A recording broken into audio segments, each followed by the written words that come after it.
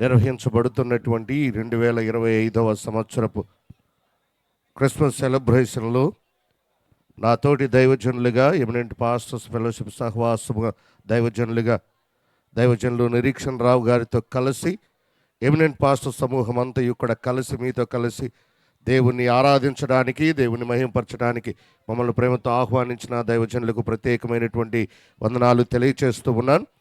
క్రీస్తునందు ప్రియులారా,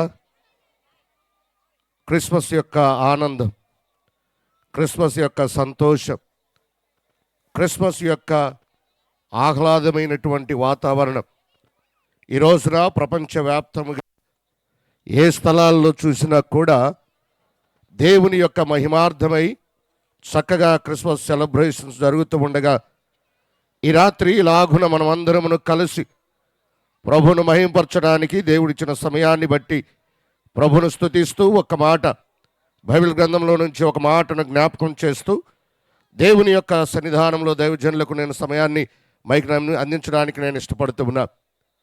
భూమండలము పైన మానవ యొక్క చరిత్రలో ఒకే ఒక్కరి యొక్క జన్మదినాన పరలోకము నుంచి దేవుని యొక్క దూతలు భూలోకమునకు దిగి వచ్చిన సందర్భం అది ఒకే ఒక్కరి జీవితంలో జరిగింది. అంత మాత్రమే కాదు, ఆయన భూలోకములో జన్మించినప్పుడు మాత్రమే కాదు, ఆయన పునరుద్ధానుడవుతున్నటువంటి సందర్భములో కూడా పరలోకము నుంచి దేవుని దూతలు భూలోకమునకు దిగి వచ్చినట్లుగా మనం చూడగలుగుతాం.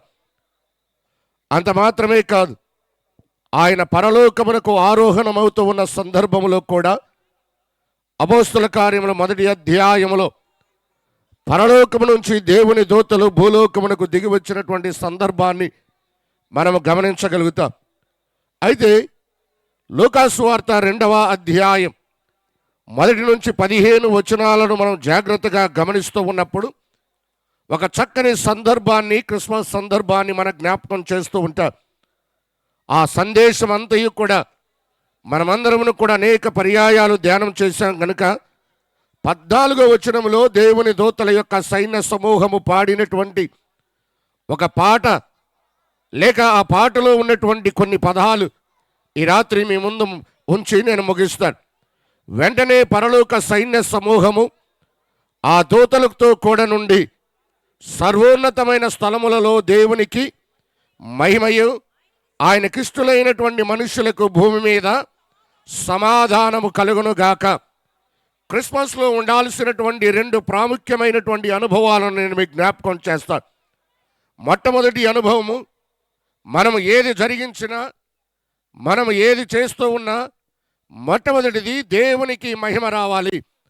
దేవునికి మహిమ రాకపోతే అది క్రిస్మస్ కానే కాదు. అది దేవునికి మహిమను మనం తీసుకొని రాకపోతే ఆయన సర్వయుగములలో కూడా ఆయన మహిమకు అర్హుడు అనే బైబిల్ మాటను మనం చూడగలుగుతాం.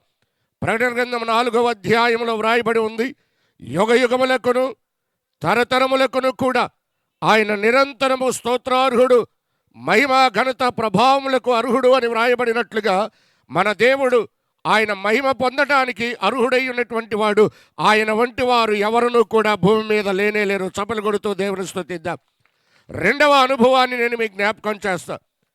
ఎవరైతే దేవుణ్ణి మహిమపరుస్తారో వారిని దేవుడు తనకిష్టులైన మనుషులుగా చేస్తాడు. ఆయన ఇష్టులైనటువంటి మనుషులకు భూమి మీద కావలసిన ఆశీర్వాదం ఏంటి అనంటే సమాధానము కలుగునుగాక. ఏం కావాలి? డబ్బులు కాదు, ఆస్తులు కాదు, లేకపోతే ఈ లోకంలో ఉన్నవి గొప్పవి కాదు. ఈరోజు మనుషునికి ఏం కావాలి అనంటే డబ్బు ఇవ్వలేనిది, ఆస్తులు ఇవ్వలేనిది, భూమండలం మీద ఏది ఇవ్వలేనిది అది క్రీస్తు మాత్రమే ఇవ్వగలుగుతాడు. అది ఏంటి అనంటే సమాధానం. అట్టి సమాధానం, అట్టి ఆశీర్వాదం మీ అందరికీ కలగాలని ఈ 2025వ సంవత్సరం క్రిస్మస్ శుభములు తెలియజేస్తూ ముగిస్తూ ఉన్నాను. Thank you very much.